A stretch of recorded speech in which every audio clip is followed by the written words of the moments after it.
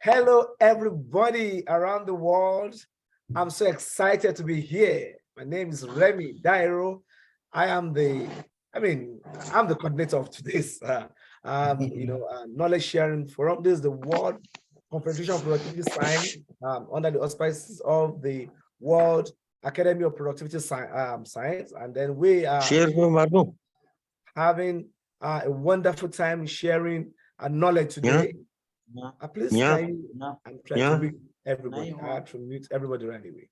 Okay.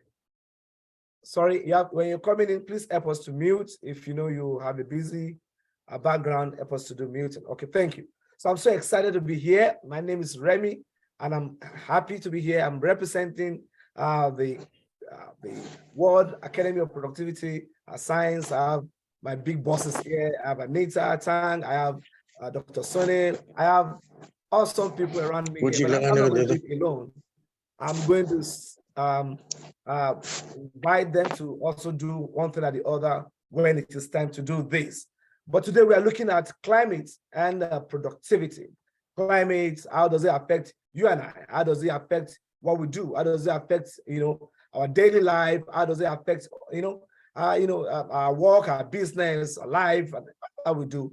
Climate is very bad. When we say climate, environment, okay? How does environment affect productivity? How does it affect the way we do what we do? How does it affect our work? How does it affect, everything that, pertains to life, earth, and getting results, okay? And we have experts in the house today. We have powerful guys who have been on this path for many years, who have been doing awesomely well on this path. And I also have professionals in the productivity areas who are also in the room here. So I don't say this morning because I know some other people are in the night, some are in the afternoon right now in every part of. So before we go deeper into the discussion, can we have you on your mic and say hello from here, hello from here? So I will say hello from Houston, Texas in the US. This morning from also good morning from Texas. So I will on your mic right away. Just on your mic and say good morning from wherever you are from part of the world. Let's start. Who goes first? Good morning. Okay. Good morning. That's from the US. Anita say good morning from the US. Okay. On your mic and say good morning. Good morning from New York. Okay. Good morning from you. That's Dr. Bass. Okay. Good evening from India. Good evening from India. Good evening from India. Thank you, Dr. Sonny. All right. Who's next? Good afternoon from Nigeria. From Toronto, Canada. Okay, Mr. Tunde, good afternoon from Mr. Tunde from Nigeria. Peter, what time are you there from Canada? We're at 8:30 Canada. Okay, good. So good morning. Okay. All right. I know we have someone. We have people from Nigeria. That's good afternoon from Nigeria. All right. Okay. Good morning from Mexico, Central Mexico, San Miguel de Allende, 7:37 here. Wow, that's morning, right? Oh, good morning from Mexico. Thank you from Mexico. Awesome. This is a global event today, and we're having people all over the world. Okay. Can I have more other people? Do we have more people? We have Mr. Mathur. We have one Mr. Mathur from India. From India too. Awesome. I think I saw Sanjay too, who also joined from India. Awesome. I don't want to take all the time greeting and doing morning. We also have one more, Mr. Sanjay. Mr. Sanjay also from India. From India. Awesome. So I know how about Dr. Manos? Dr. Manos? Okay, Dr. Manos. Hi, I'm sitting in Venice at the moment. So hello from Venice, Italy. All right. Awesome. Ciao. Ciao. Awesome. Good to have you all. Okay, so we're going to start officially right away by inviting the president, chairman. Sometimes I mix it up with the president or chairman sometimes, But anyway, I'm going to invite the president of the World Academy, not the World Academy now. Okay, I'm going to invite the president of the World Confederation of Productivity Science, Mr. Peter. Okay, Mr. Peter. We call him Peter because in World Confederation of Productivity Science, we call ourselves by the first name. So Mr. Peter is going to be on board to tell us more about Peter Watkins. Right, he's going to tell us more about the World Confederation of Productivity Science, and then how did we get to the World Academy of Productivity Science, and how did we get to the knowledge sharing forum today. He's going to give a kind of background, and then we'll take it up from there. So, Mr. Peter Watkins, you're welcome. Over to you. Oh, thank you. Well, first, welcome to everyone. And again, thank you for the initiative of setting up these series of information sharing among global professionals on topics around the World Academy of Productivity Science. The World Confederation of Productivity Science started back in 1969. It's you know, getting over 50 plus years of in operation, and it was set up to promote the dialogue on a global basis on productivity initiatives, and has been holding about every 2 years a world event, usually in a country where the country is looking to put together an economic agenda to improve its productivity. So we've done them in Sweden, we've done them in South Africa, in Canada, in China, and many countries around the world. And they've always been where we've been bringing the world to the local economy, and to put together these events of sharing, I guess, the best practices in the world with regard to creating almost always some type of economic productivity improvement. With COVID, we've been restricted in having those types of events, as you would all appreciate. And we are now rolling out again, getting more active to do these events. We have an event that we have been trying to schedule in China. It would be a world event with the world leaders on topics which requires global cooperation and global participation. So we're shifting our agenda to not so much, we'll continue to look to bring the world to local initiatives, but now we're shifting our mandate to say we want to bring world leaders together to deal with world topics that no country on their own or economy in their own can deal with properly. So it's a shift in our mandate, and we're expanding that mandate, looking for 2023 to have a world event. And then we also have another division, which is a world network of productivity organizations, led by Anil Yilmaz out of Turkey, and supported by our chairman, Mike Dillon. And they are putting together their strategy to, again, launch a series of initiatives of education around productivity.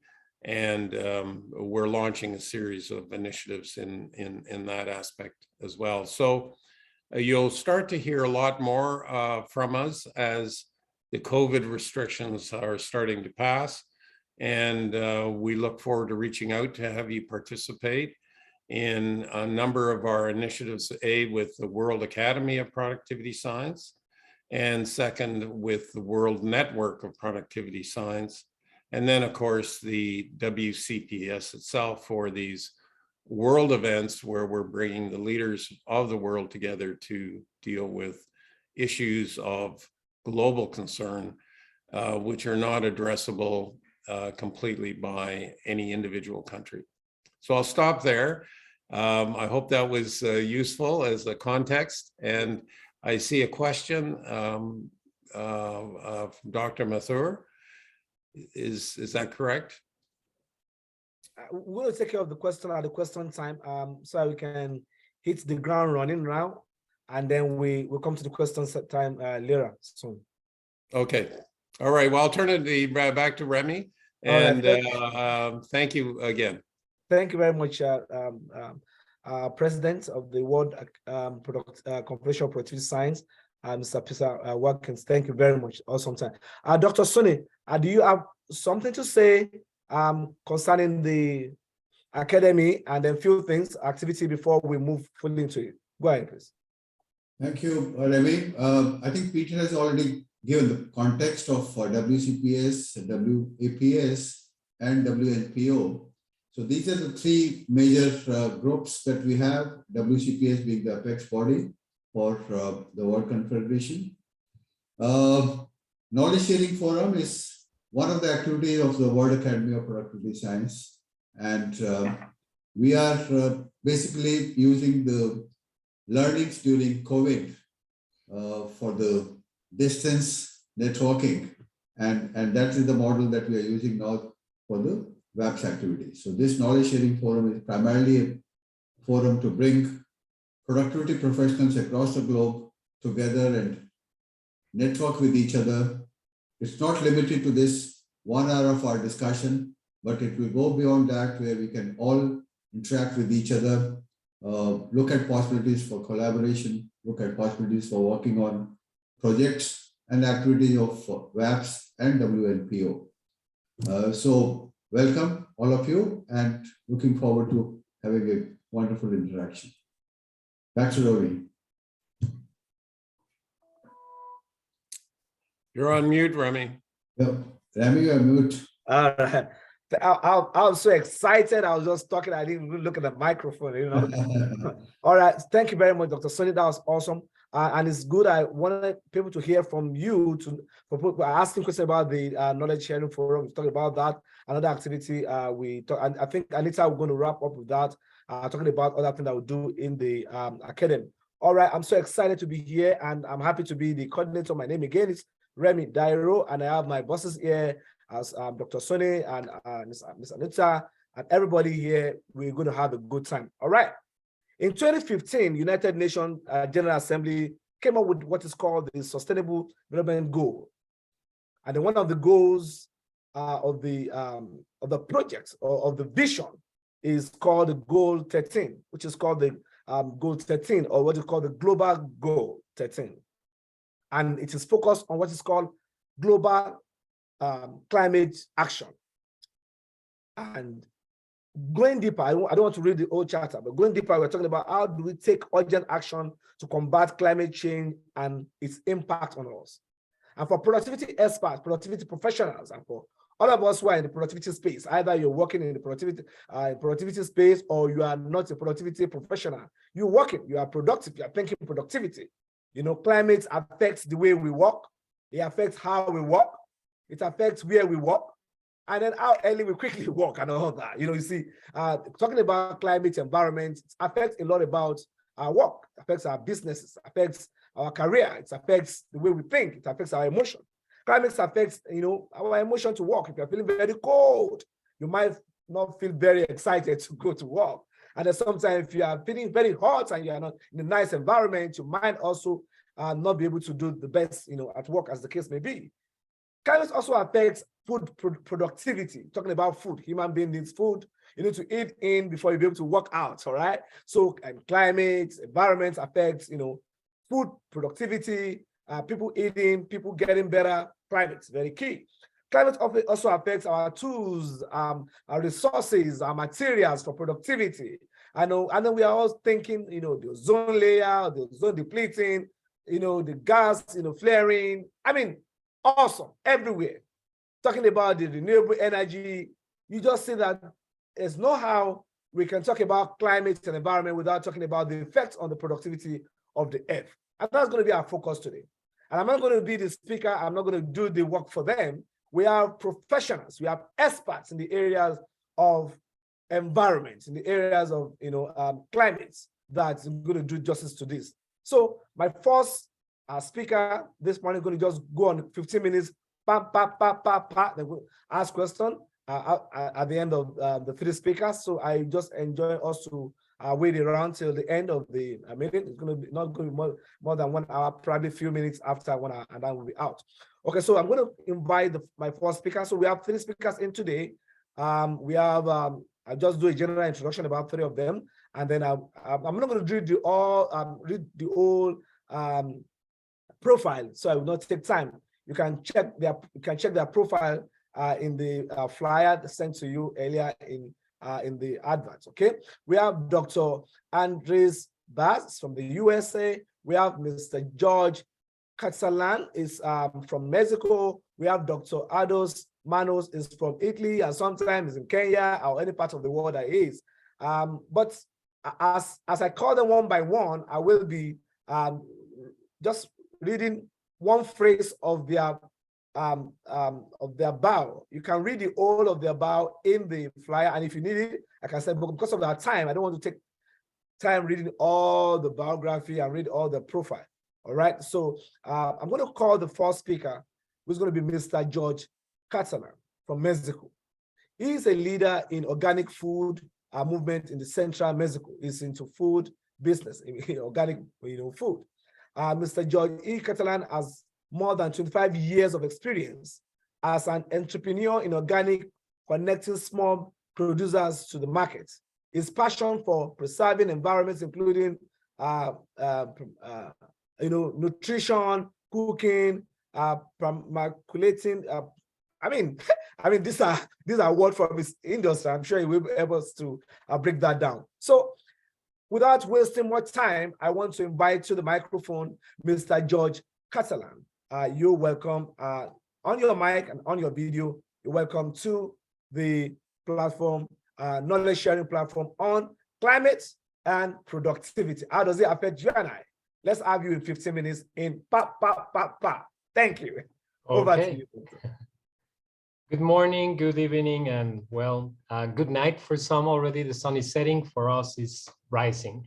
I'm very pleased to be here and thank you for the opportunity. I would like to thank the World Academy of Productive and Science, but this is a special thanks to Peter Magurian that unfortunately has passed away, that introduced me to Anita, that invited me to come here.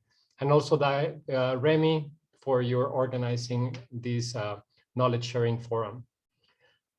Climate change and implications for you and I, or for you and me, is a very wide theme, but that's very fortunate because then it allowed me to speak about matters that are my passion.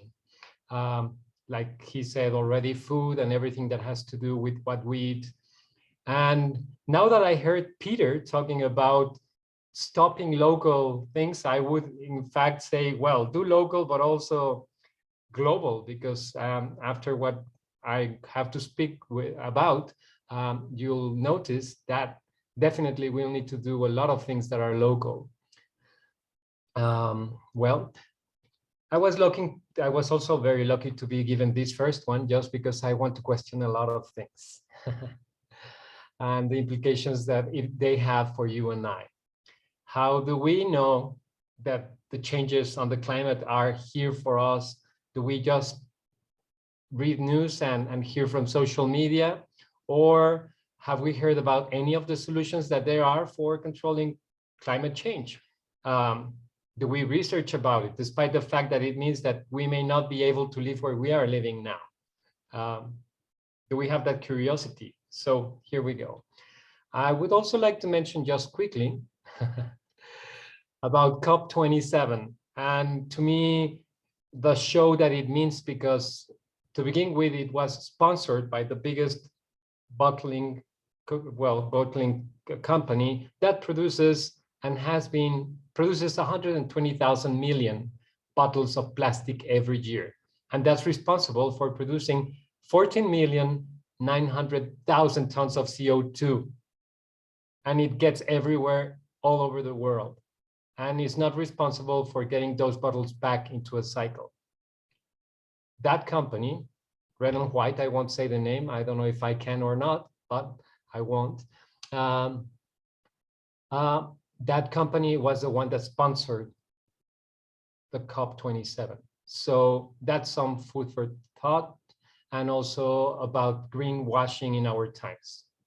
Once I have that aside, that's something that I needed to mention, because all the leaders of the world got together there to decide our future. Let's talk about agriculture. Obviously, if you talk about food, you need to talk about agriculture.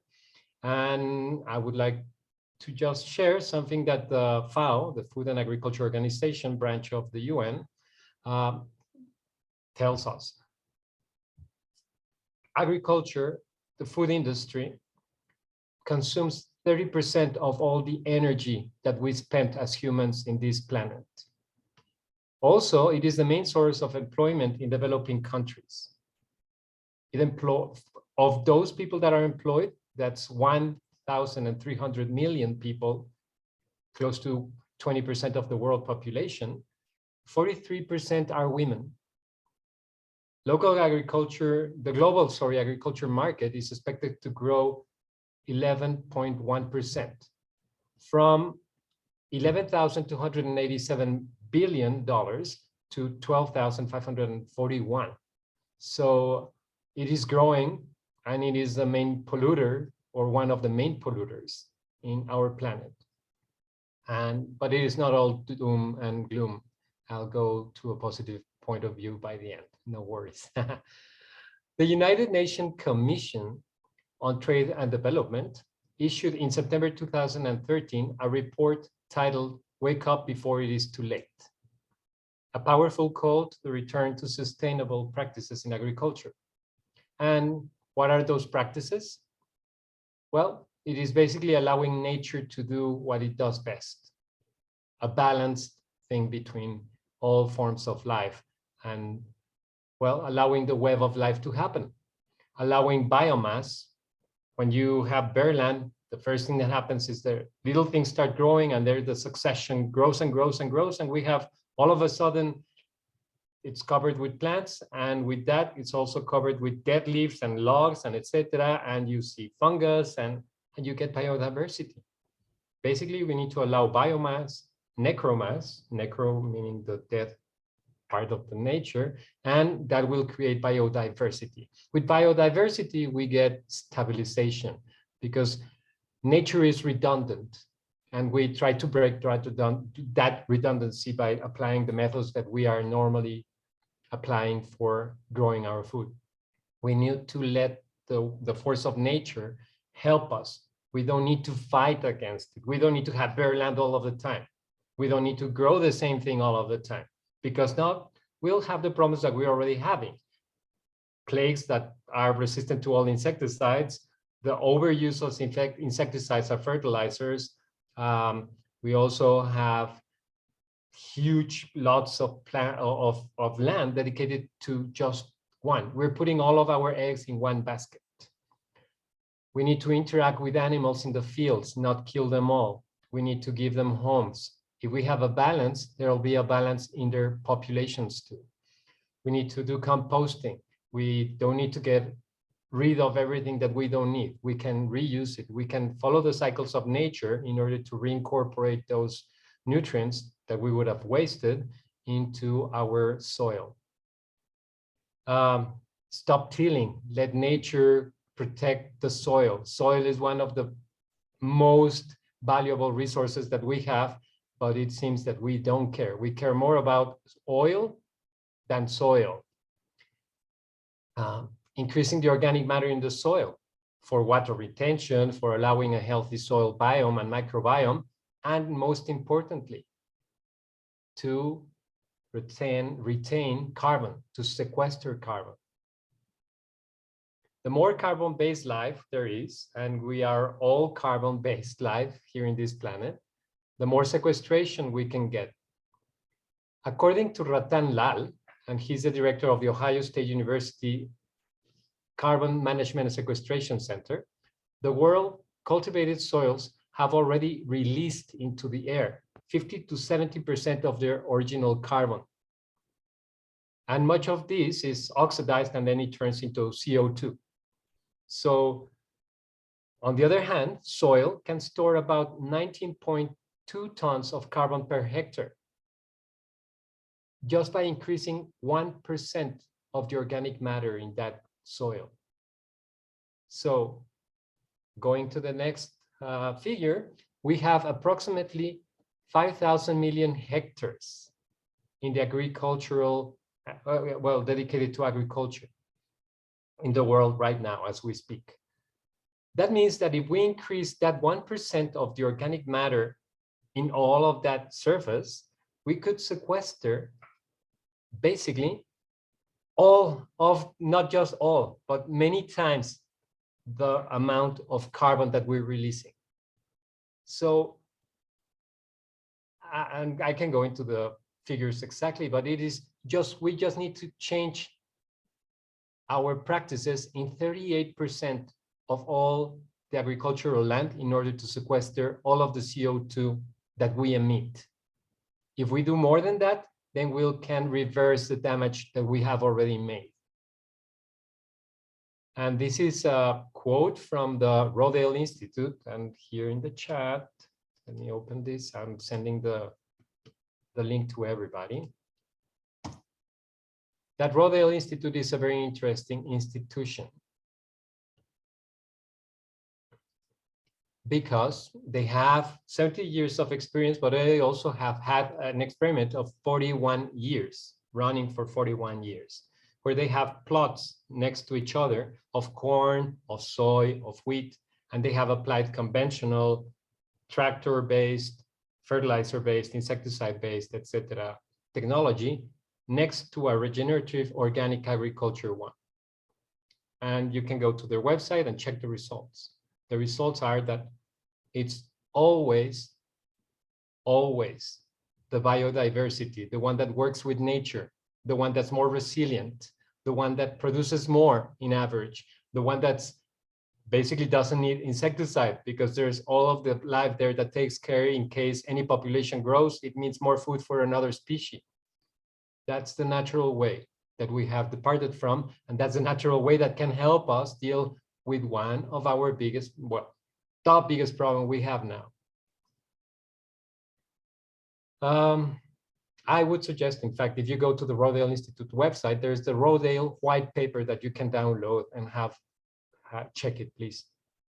And well, why are we not changing tracks? Why? I don't know if all of you have heard about this or not, most probably because you all seem to be very knowledgeable, but if not, why haven't we heard about this? Well, I can tell you, the answer is easy. It's a big business.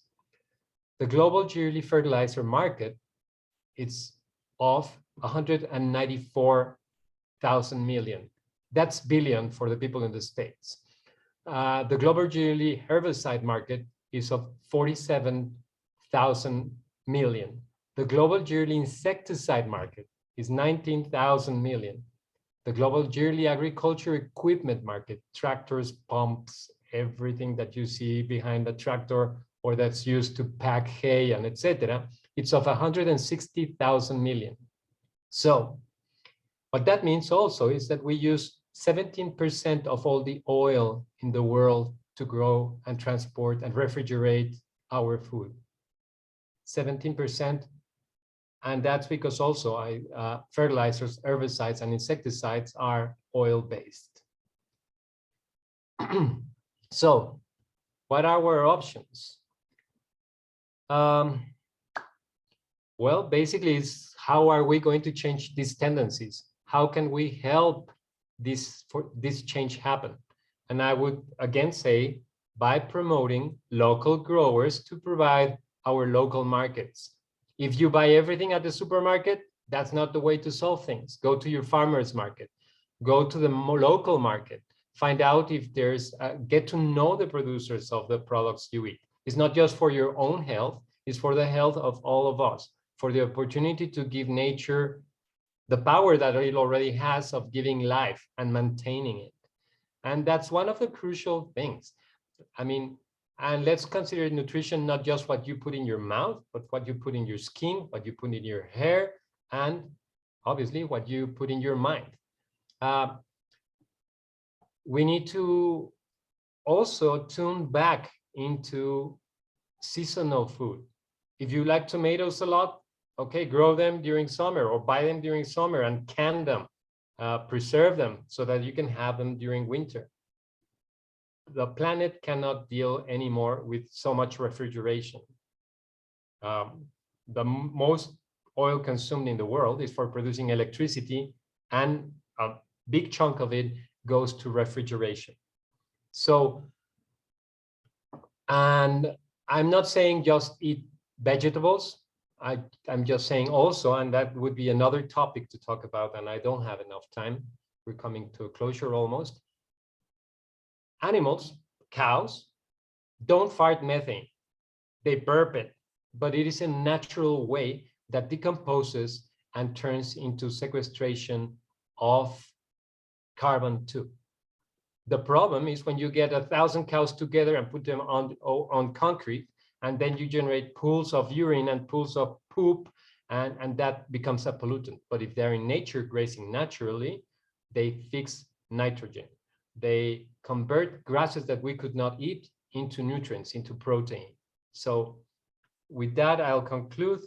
We're coming to a closing, and it was very quick and very nice to talk to you. Thank you very much.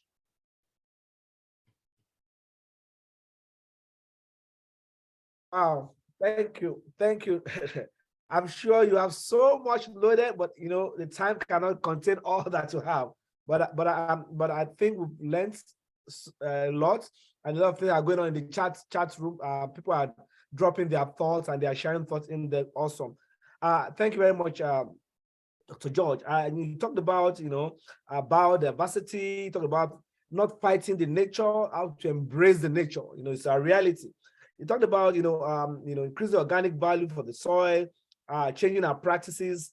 Climate is a big business. I mean, I just learned that today, that climate issue is a big business. And if you're not careful, some are ripping out of it, and then some who are ripped out of it might not even know how important climate, endangering us as human beings. Talking about going to local markets and getting natural food. Awesome, awesome, awesome. Thank you. I'm sure that we are learning and we are getting our notes in. Okay, I want to go to the next. So we're going to ask all our questions at the end of all the speakers. All right. I want to go to the next facilitator or speaker or the experts. Today, who is Dr. Andres Bass. She is the founder and the chair of Humanitarian Focus Foundation, and is also the CEO of PRISCON. Dr. Andres Bass is a philanthropist and sustainable development diplomat strategist. She holds PhD in public policy and human behavior. I mean, if I read all her profile, it will take more than an hour. Skip it. Dr. Bass, please save us, because I know many of us have already seen our profile in the flyer. So please read more about her, or you can Google her. Because of our time, Dr. Andres Bass, can we have you take the microphone and take us to the next level? What is climate, environment, and how does it affect us? Thank you. Go ahead. Good morning, good afternoon, good night, distinguished guests.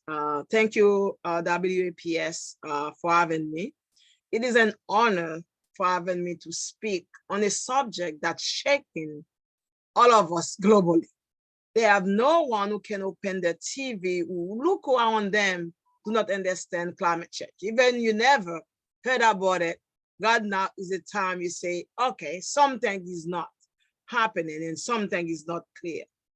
So scientific evidence and experience is a clear climate change is already having significant impacts on people and nature.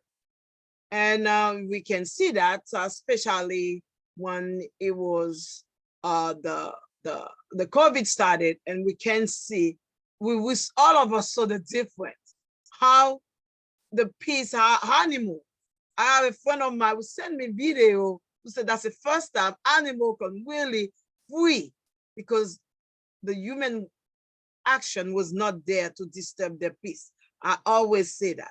The first speaker was talking about, it doesn't tell us to be vegetarian, but it tells us to be more careful at what we put in our body, because it is true.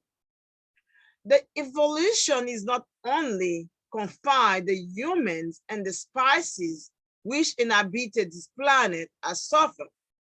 The earth itself is in a process of evolution. Geologists, archaeologists, that earth temperature is changing. Why making change? Is the plantation, the vegetation, the human action is a contribute to all of that. Climate change is one of the most searched and taught in the recent years.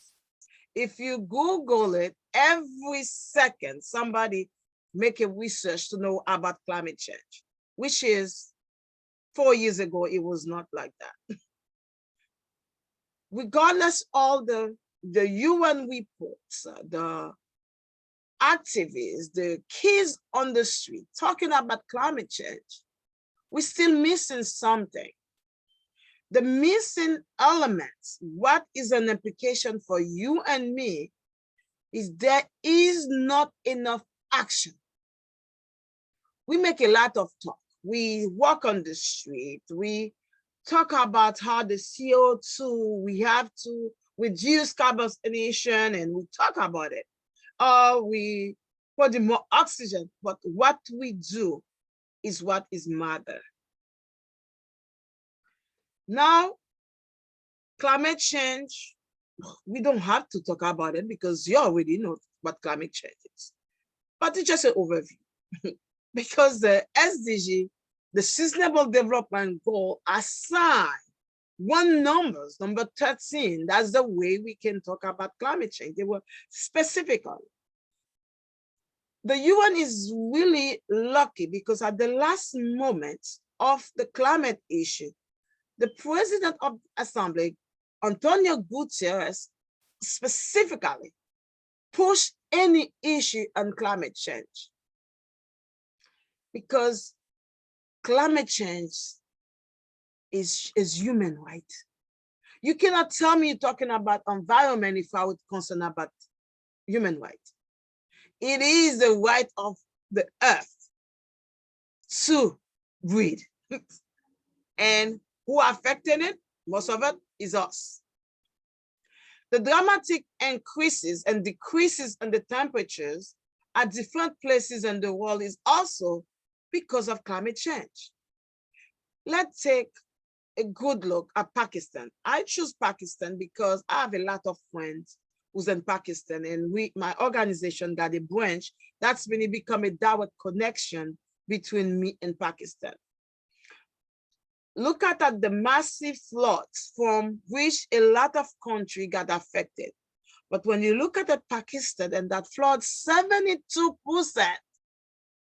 just imagine, you're in a country, 72% of that country was affected by flood. The flood increased migration.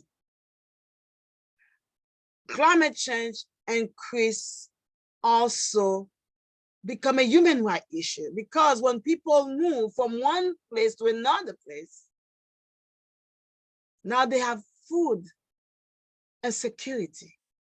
We don't have to tell you, because if you look at the biggest problem at the beginning of the war between Ukraine and Russia, they tell you the famines, the food was the most important than everything else, because every country make the budget. If you never know, everybody every year got the policy change to have a budget for the policy.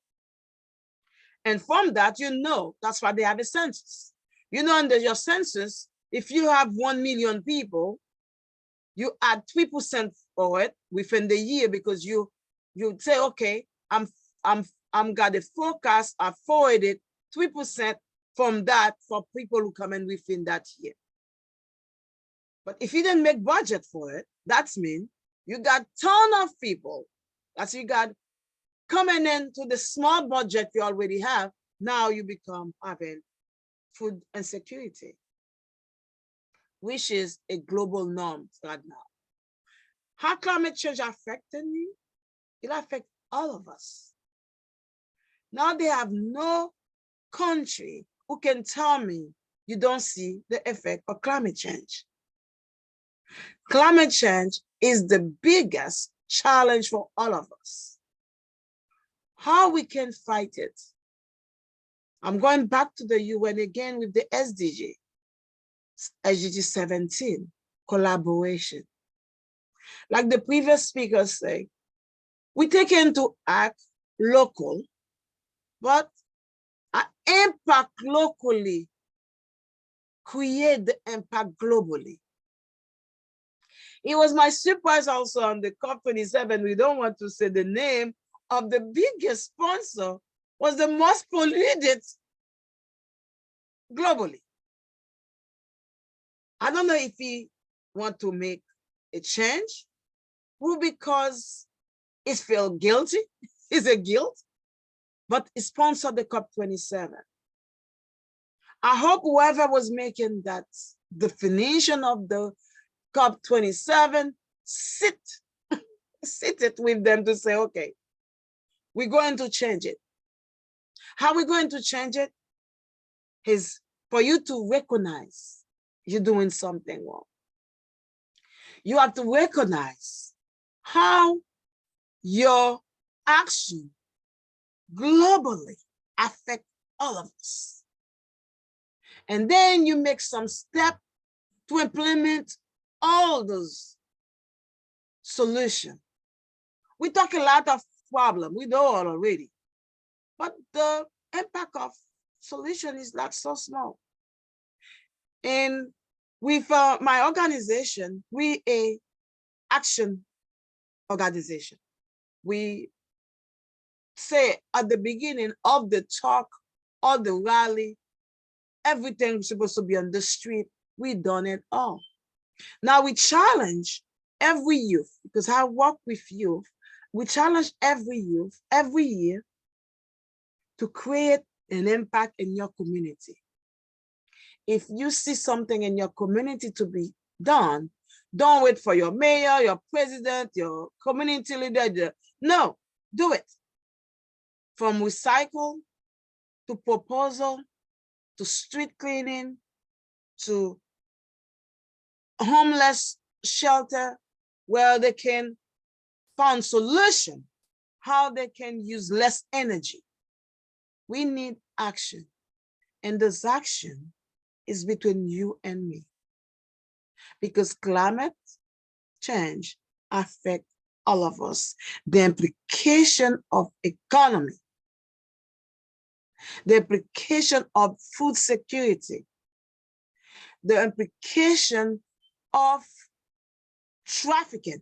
People doesn't understand, because of climate change implication and challenge. We have a youth who have so much issue, because when they go to another country, they can't deal with the culture of that country. That's a problem of climate change. Because of climate change, you have to go to another place. Some of them lost the value, and it become a mental issue. Climate change affects the whole population. Human trafficking become a cause of climate change. You may not think about it, because I work in this sector. I can tell you, a lot of trafficking is because climate issue. When the country, especially in Africa, when the country got conflicts of war between them, you go to one another country, or somebody come to you say, oh, you have to leave it. You cannot make that anymore. The land cannot produce. You cannot do. Now I'll give you a better life. We have a youth who've been trafficked because of migration. I encourage all of you to get the broader aspect of climate change. And just remember, they have no human rights on an empty planet. We don't have a planet B. We only have what we have. The best way to protect it is to act on it. I want all of us who's listening, who's on the platform, to just act on it. Because when you act on it, not even you fight the SDG, you put it that SDG, because if you don't know what sustainable development is, the sustainable development is 17 goals added by the UN, not made by the UN, it made by us, for us, with us, to fight climate change. And if you look at it, I tell everyone at the UN, if we fix 13, we fix everything, because climate change affects health, education, infrastructure, environment, they affect everything. Therefore, let's act on it because there is no human rights without a planet. Thank you. Thank you, thank you, thank you, thank you, thank you. That was right on point. Thank you very much, Dr. Baz. I really, really, really got a lot from there, and I know a lot of discussions going on in the chat room. Thank you, Dr. Baz. Right from your discussion, I saw that, you know, I just saw something different today. I learned about the climate and immigration. I've not seen immigration with climate before. It's the first time I'm seeing, and I'm thinking, wow, immigration and climate has a lot to do together. You know, if you cannot be productive in your country, if you cannot find a way of maximizing the climate and environment you might want to look for another place of, to get a better productivity.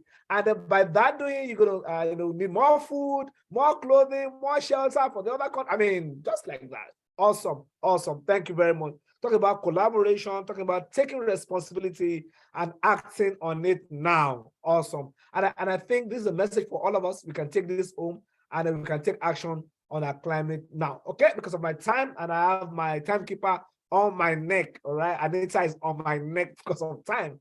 Okay, I would like to call this up. So a lot of questions are going in.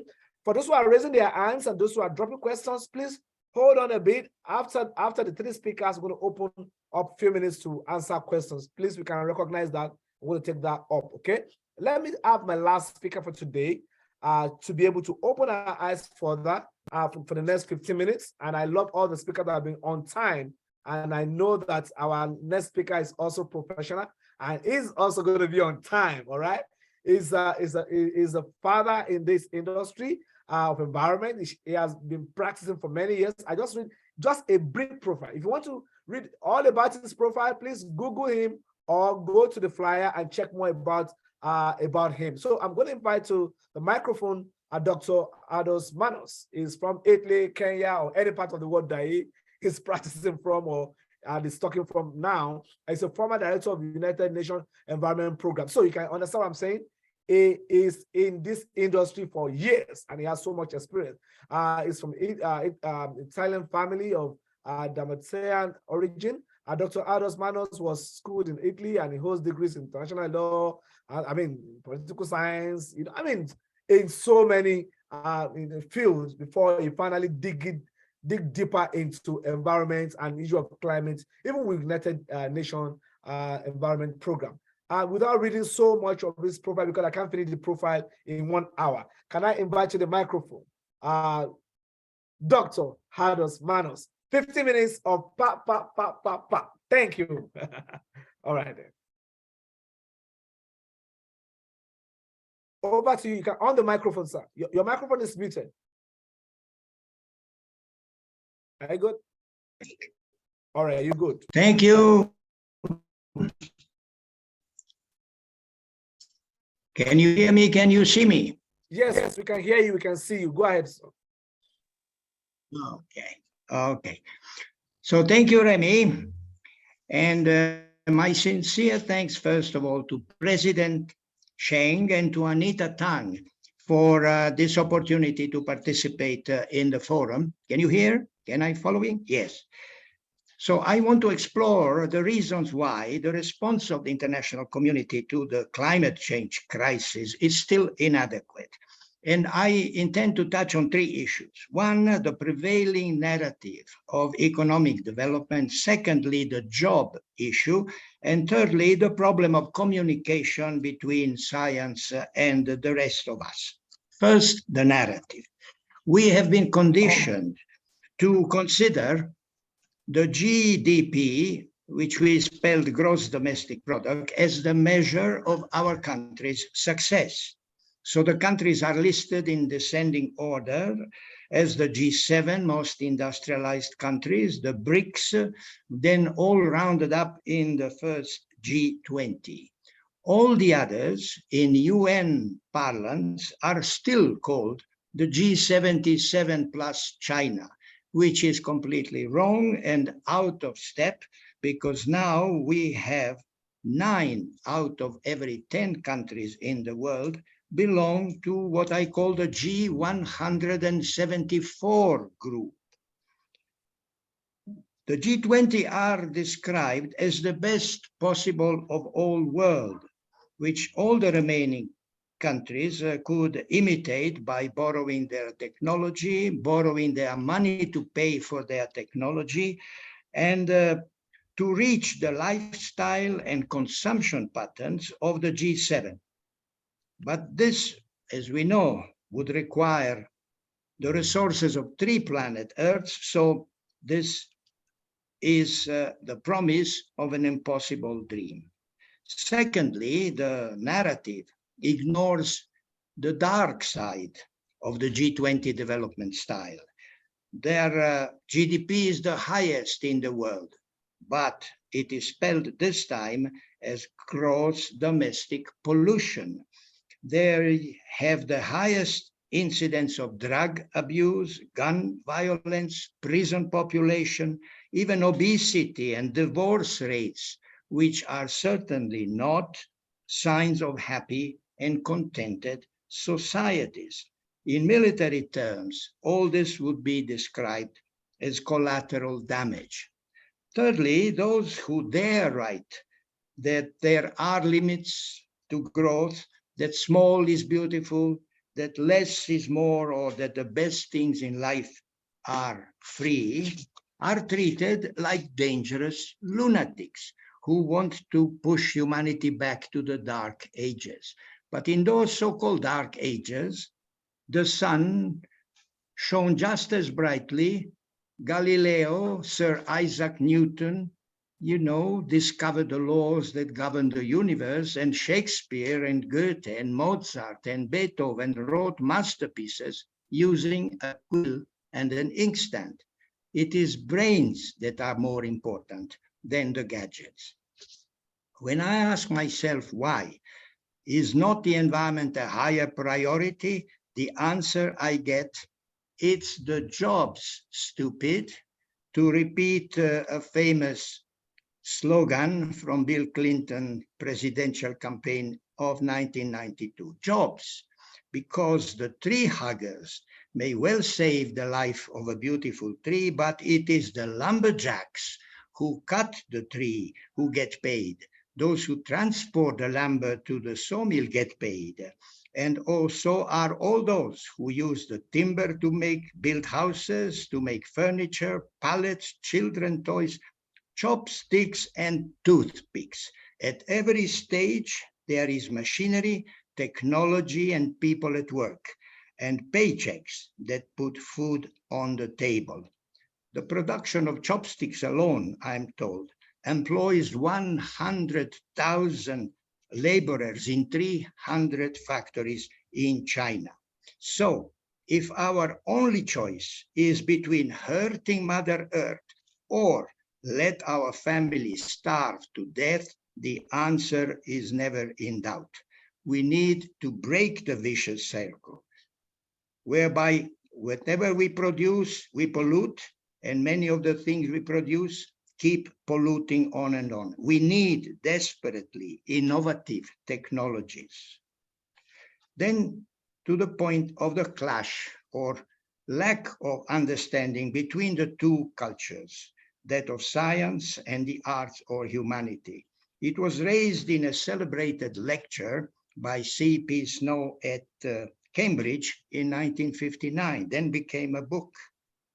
But this story goes much further back. It was Pliny the Elder, a famous Roman scientist, who first mentioned an event that went back 300 years before his era, when a famous painter, Apelles, was showing his painting at an art exhibition in Athens. And like painters do still today, he was mixing with the crowd of visitors to listen to their comments. And one of them was there pointing at the painting, saying, "This is all wrong. I'm an expert. I should know. I am a shoemaker myself. See that strap on the sandal. It is wrong. it should be attached here, not there. Otherwise, you will lose the sandal. Now, the painter corrected the mistake, but when the visitor was trying to express an opinion on another part of the painting, he stopped him with a sentence which we all remember 2,300 years later. He said, "Cobbler, stick to your lust," which I then translate for our conversation today as scientist, stick to your lab. This is not a provocation, and no disrespect is meant, because we all accept and respect the conclusion and recommendation of the IPCC. But those recommendations must be implemented by politicians, since we live in democratic society with a market economy. And politicians belong to different political parties, which hold different views and priorities on the most highly political issue of our times, the environment. Because Snow's central argument was that if we want the economy to prosper, we must teach more science and mathematics. I am turning that argument on its head. If we want the environment to prosper or even survive, we must teach more politics and governments, because it is politics that decides what we must do, what we must not do, and how our tax money will be spent. Often the message that is supposed to convince us to change our lifestyle and reduce our carbon footprint are not very effective, I'm afraid. When I read in The Guardian, I quote, "What we found suggests that people need to hear the same accurate message about climate change again and again. If they, by this they mean you and me, if they only hear it once, it recedes very quickly." This to me smacks of the arrogance of science. We all know there is a gap between what we know and what we do.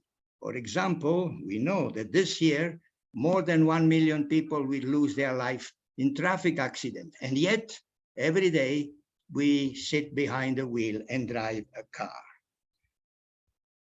At times, the message is so extreme as to border on environmental terrorism. Humanity stands on the brink of a precipice. We have reached the tipping point.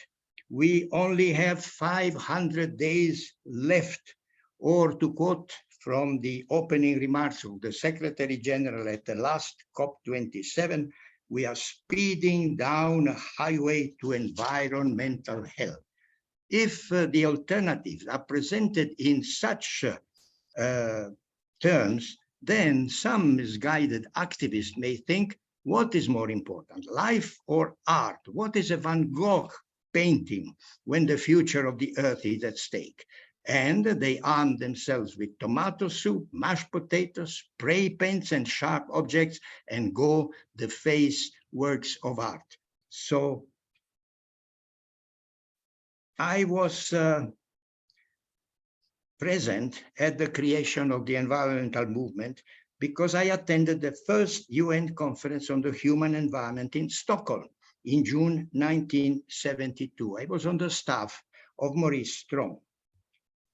There was only one country that was represented by a head of government, and it was India. And Indira Gandhi delivered a famous speech where she termed poverty as the greatest polluter. But there are events that took place at Stockholm which are not recorded in the documentation. There was violence on the streets of Stockholm.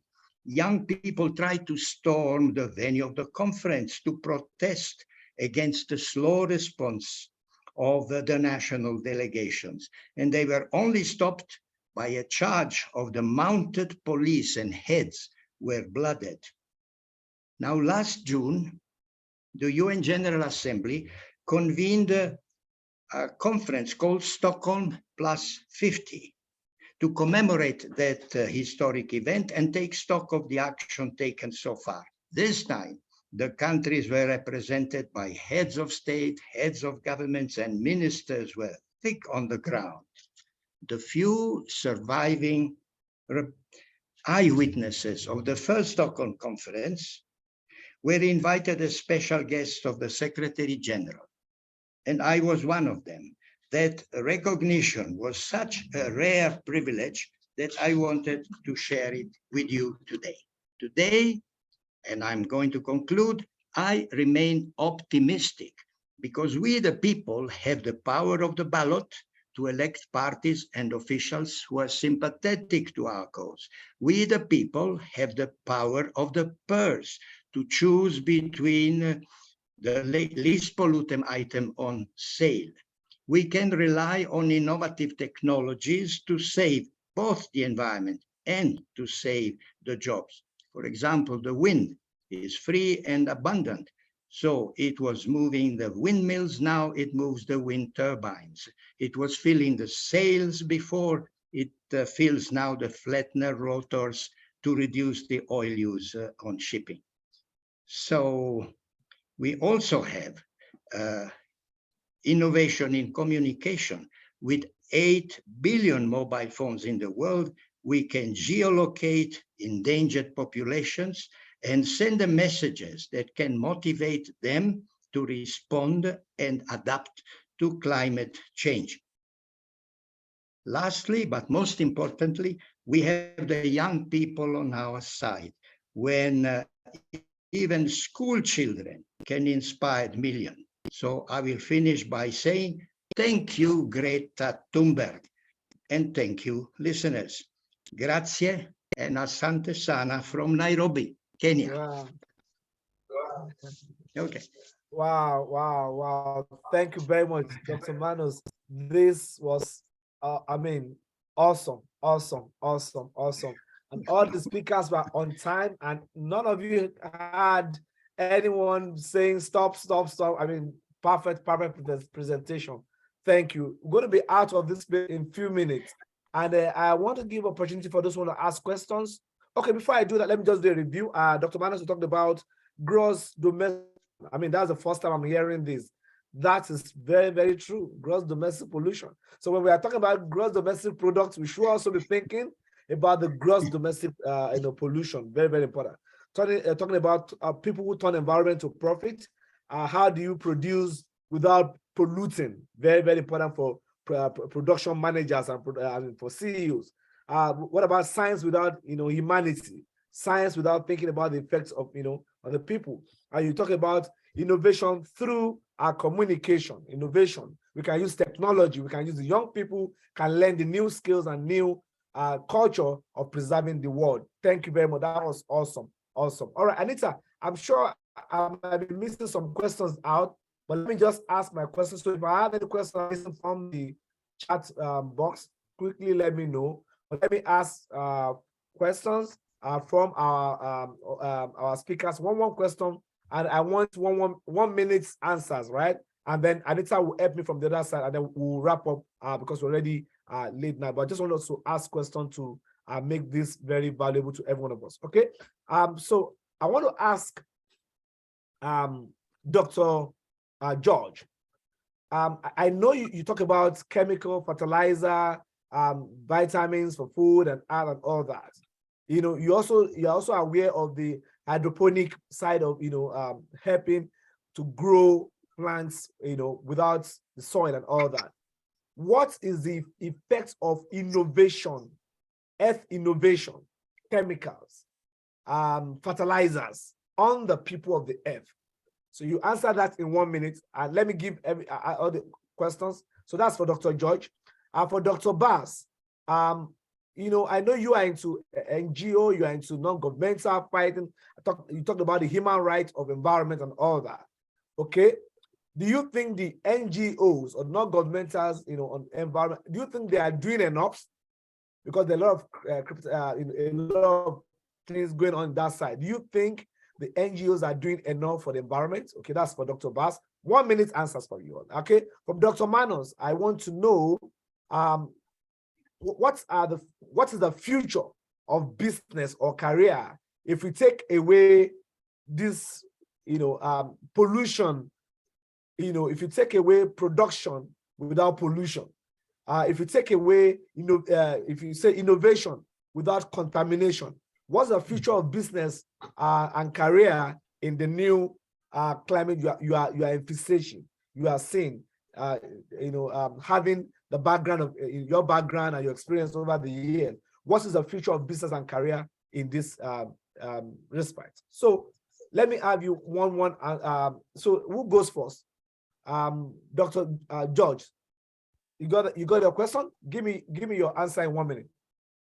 Okay, here we go. I would say that we need to stop trying to make a business out of everything. I definitely agree with Aldo Manos, with Dr. Aldo. It's amazing how we're trying to do business. We don't need fertilizers if you're producing in a small plot. And producing in a small plot means also food independence, food power for the people. If everybody would be growing their own food, they wouldn't be leaving their country if they had food insured. They could even, if everything was organized in a natural way, then people would buy and interchange food between them. Another thing covered. That means we can start playing the monopoly game that Dr. Aldo also mentioned, of the top countries being the ones that had the more hotels in the board. We don't need to be depending on the providery of other nations. We don't need McDonald's. We don't need Burger King's, Kentucky Fried Chickens, or anything to eat. We wouldn't aspire to eat that because it was on an ad on the television. Doing things in a smaller scale without the chemicals, that's the way to go, because it's the way that it's safe, that we can control. Thank you. When we control it, then we are empowered. Thank you. Thank you. Awesome. Awesome. All right, Dr. Bass, are you there? Yes. How How did the NGO doing enough? No, we're not. They have more things to be done. We have to stop. What area do NGO need to branch into? Yeah. Yes, because I'm on the NGO and I operate in 56 countries. That's why I can tell you, the NGO do not do enough. Some of us, even they have the NGO, they more business minded. We have to move ourselves away from that business to awareness. Awareness without action is null. I totally agree with it. That's why I say we need to take action. A lot of them is put on piece of paper, make people work it. The same company who say I'm fighting climate change, but every conference you go, they have so many papers. I just finished a conference we did in Avcılar, Turkey. I came last night. That the mayor told me that was the first time in the conference there was no paper waste. We didn't waste no papers, no paper at all. Everything was digital. We send you thing, we give you a badge. We say if you scan the badge, everything you need is right there. You don't need. And also we put in place how after each food we finish, how to cut all the crops to send for fermentation that the farmer can reuse it. We need action. I'm done talking. I don't like those people going to the street, wasting their time. Yeah. I need action. You need to speak action. And what action means? If you see something to be done, don't complain about it. Start doing it. Doing it. Because the first part of anything is the start. Because as soon you start, everyone will start. I can see your passion. I can see your passion fighting for humanity. Yes, but I'm a big believer of climate change. I know we can make it. I can see that. We can change that. That's awesome. Thank you, Dr. Bass. All right, Dr. Aldo Manos. 1 minute. You got your question? Yes. Well, 1 minute. I know that the business of business is business. so that large businesses need to make money, which they're very good at doing. That's why most innovations that will change their own operating methods may happen outside big business rather than inside big business, at least from my experience. So the innovative ideas need encouragement, need seed money, need sometimes even legal support in order for them to be not to be pushed aside by big money. This is the idea that innovators are sometimes small startups. And this is why I was very grateful to hear Dr. Bass speak of her support to startups, who need encouragement and money. This is the idea. Innovation will mostly come from outside of big business. That's my minute. Awesome. Thank you. Thank you. Thank you. Awesome. Let me quickly just take the question we have in the chat room. Anita just sent this to me. It's from Professor Ban Sokwedo. He said, how do we address the following? In South Africa, there are many 500 insect species that cause damage to crops planting. Insecticides play a role in ensuring that the farmers maintain sustainability despite the constant. Okay, what's the question? He said, in South Africa, I think this question goes to Dr. George, talking about insecticides and chemical, because they help to kill the insect, they help to kill the pest, and they can also, affect the environment. So how do we work between the control of the pest and then killing of the environment? So probably you want to say something about that. Then another person said, find an agency, demand environment compliance between. So talking about compliance between investments and designing investments. Okay. For those who are investing into innovations on business, how do you advise them in a way that it will not affect the environment? Okay, please write that down.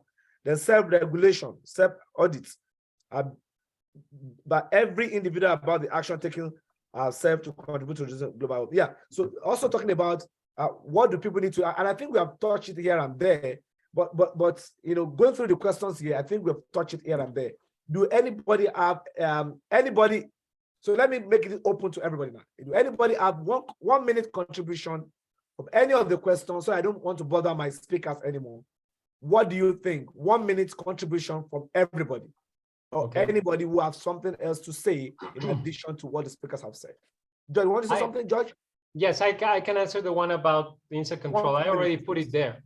And it has to do with what we're saying. And I guess because I'm between doctors, I turned into a doctor. I am not one.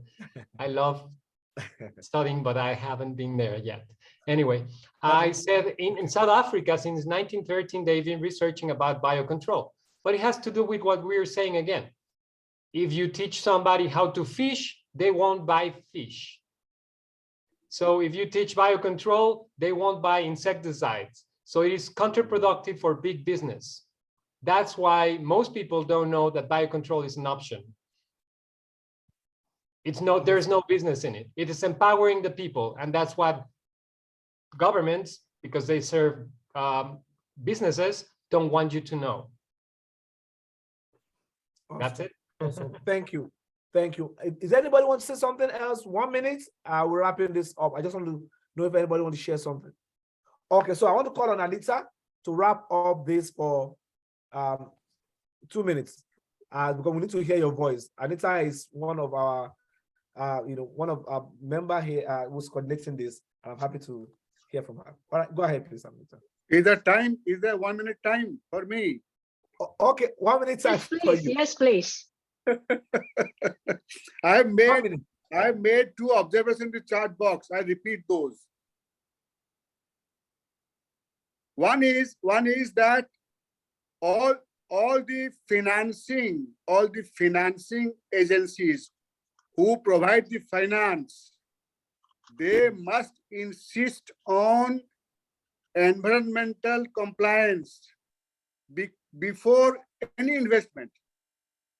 No investment should be made to any company or any organization which is not complying with the environmental sustainability. Finance will come only when they respect the environment. Otherwise, no. Yeah. No financing. We must drive finance to the damaging units and companies. If are damaging, no Thank finance to you. Awesome. Second thing, we have been talking about you should do it, you should do it, you should do it. What about our own self-regulation and self-audit? Can we on a daily basis audit ourselves? How much energy we are saving? How much water we are saving? How much resources we are saving on a daily basis individually? That is the self-regulation. So I think these are my suggestions. Thank you. Thank you. Thank you. Thank you very Awesome. much. Thank you very much. All right. Anita, please wrap this up Senti, for us. questi and then ancora parlano, qui ce n'ho per un'altra mezz'ora. let me mute Dr. We have Manus. somebody else. No, please. Sì, dopo c'ora, ciao. Dr. Manus, let me mute him. Okay. All right, Anita, please go ahead. Okay. First, I would like to thank our speakers for providing us with the valuable information leading to such an inspiring session. I can see all the excitement and the passion from the speakers as well as from our participants. And of course, we need to also thank our participants for the support and all the wonderful comments, which, as you guys see, I've been on the computer to contributing to the chat. And very shortly, we're going to send out a recording link to all of you for the session. And if you find it useful, please send it to your contacts as well, because they may be able to benefit from it for a bit. The theme of our next forum is on education. Quality education is the United Nations Sustainable Development Goal number 4. And I'm reading here, it's to ensure inclusive and equitable quality education and promote lifelong learning opportunities for all. So stay tuned. Thank you for joining us today.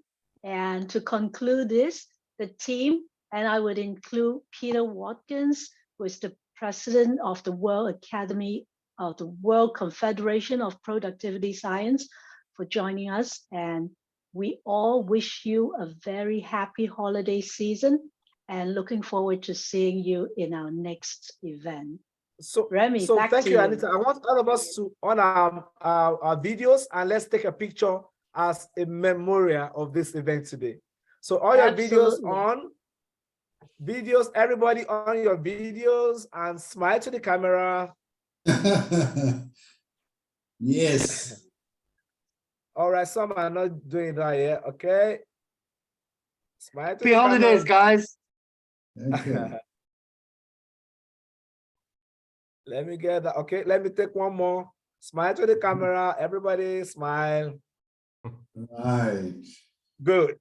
Thank you. All right. Thank you, Thank you Remy. very- Thank you all. Everybody. Thank you all of Thank you. you very much. Thank you you all. very Thank much. you. Thank you very much. Great Thank you all. participation. Thank you, Anita. Thank you. Thanks. Thank you. Thank you, Bye-bye. See you guys. Happy holidays. Happy Thank you. holidays. Looking Happy forward to holidays. Thank you, Thank you. everyone. Thank Bye. you, Anita Madam. Thank you, Dr. Abral. Thank you, everyone.